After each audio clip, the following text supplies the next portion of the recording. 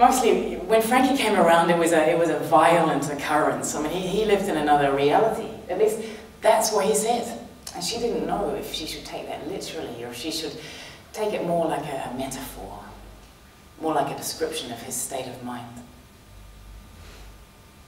She liked metaphors. Frankie, he was a big shot. He was famous from appearing on all new home torture tapes, 3.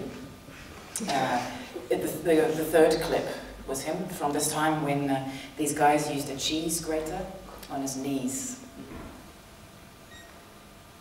It was fucking hilarious. That's what Skank Pubis, the presenter of all new home torture tapes, said. Well, Frankie, he still had bad problems with his knees. But he said that was just the price of fame that he had to pay. Because after that tape, he made another tape called Psychotic Persecutions and Near-Death Execution of an Inflatable Man. And that went really well, on the internet, mainly as a download.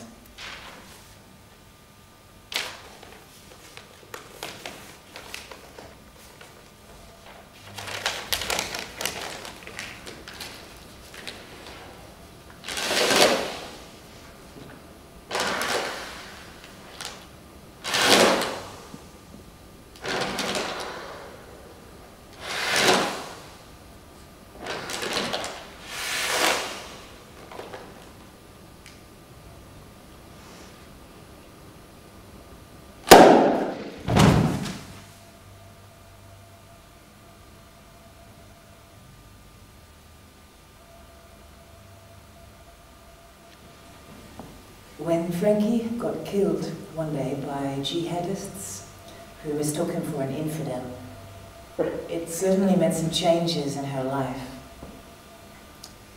And there was this disturbing and/or pleasurable eye contact between them as he lay on the concrete in the rain and softly slipped away.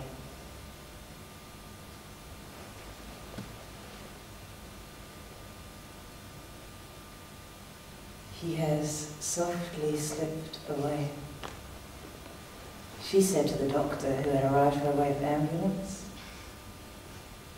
No, said the doctor. He has not softly slipped away. You are making more of this than is medically necessary. Before us lies a corpse. That is all there is to say.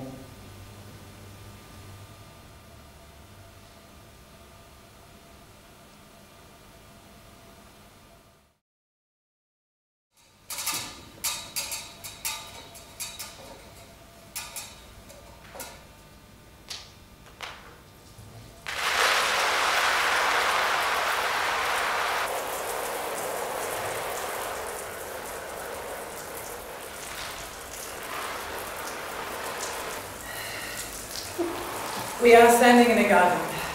It is dusk and it has started to rain. I am wearing cheap sunglasses and you are wearing a suit and a white shirt. And under your white shirt, a whole museum of inner organs resides. Your intestine, your liver, your kidneys, your lungs and your heart. And while you speak the honest truth, I am remembering a time when we ate horse steaks in Paris.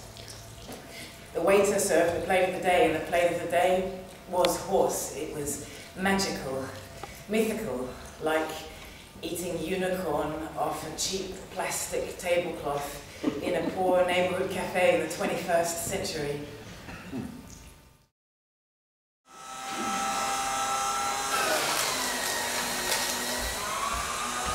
One time there was this group of little girls and they were playing in the forest together when a great big wolf came up to them.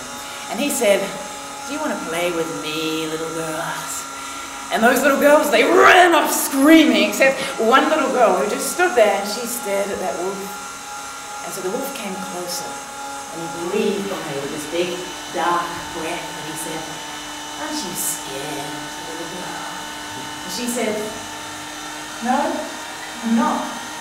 And so he breathed into her hair and he dribbled into her eyeballs with his wolf gut slobber and he said, "Aren't you scared I'm going to eat you all up?" And she said, "No, I'm not." And so he ate her all up in one great gobble, and as his teeth pierced her flesh and as the blood just spurted out of her chest, it wrote her name in the leaves on the forest floor, and she saw the whole thing and she just cried out in delight, saying, "Just what I always wanted. Just what I always wanted." Each time I left the house to go down to the sea, it was with a sense of relief. But I miss both the aunts now. I miss the sense of the past as a real thing.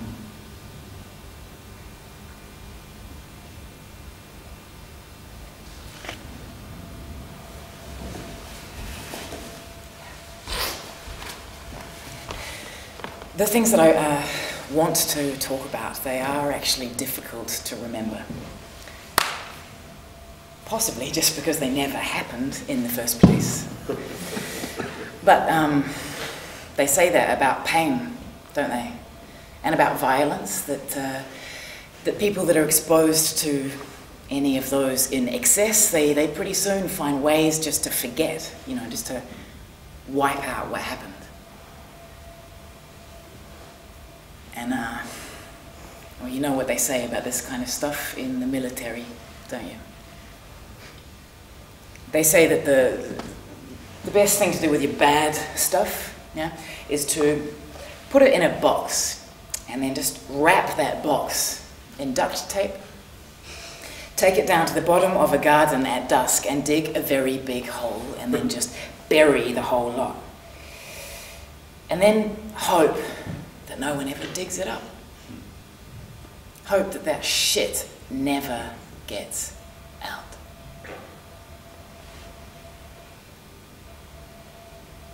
But anyway, I don't want to get started on some trip down bad memory lane. That's not why I'm here. So I'm gonna try and just start all over. So if you could just blank out everything that I've said to this point.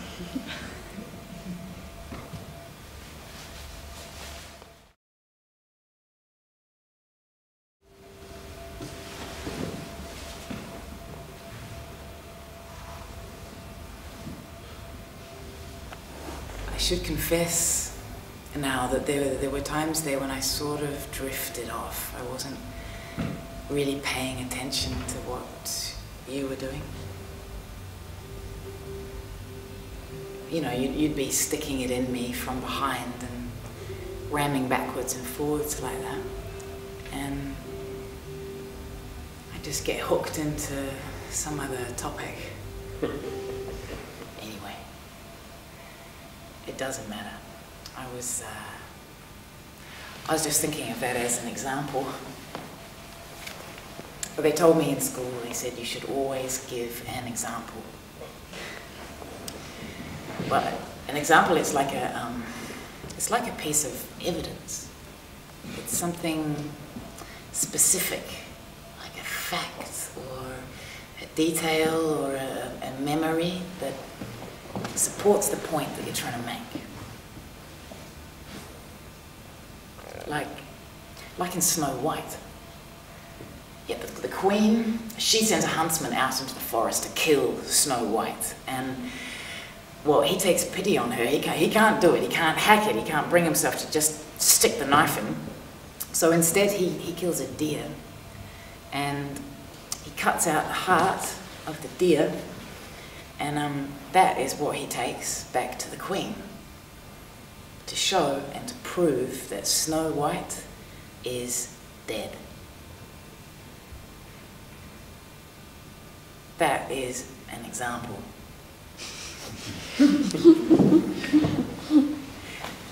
But now I'd like to change the topic completely. There is only one way that this story ends, and that's with me gone, and you left sitting here all alone. And that brings me to the other thing that I wanted to say, or to ask actually, as a promise, as a favour.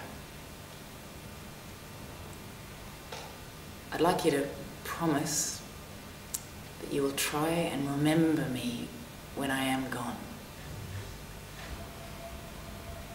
Try to remember me, and not just after I've walked out the door, and don't just think about me until you think maybe I'm back at the dressing rooms and then just put away the picture.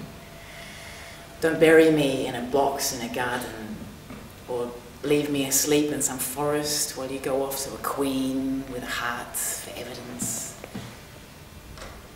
I would like you to think about me for a very long time.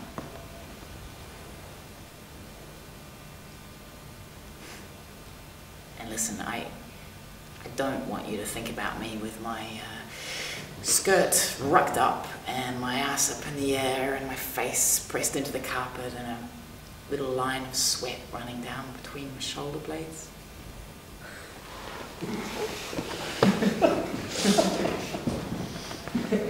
I'd like you to think of me more like a helicopter hovering above the city. A black, totally stationary, immensely powerful object hovering over the streets, keeping an eye, ready to strike.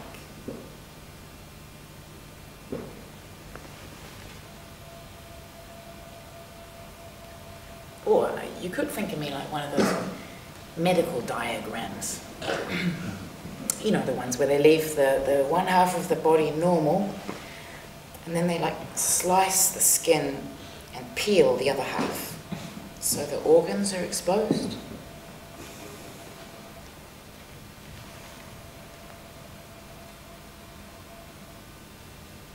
Or you could think of me like a book with some pages missing. Or like some pages from a set of missing books.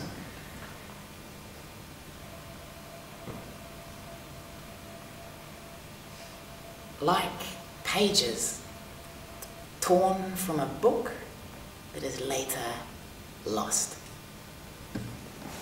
Yes. I'd like you to think of me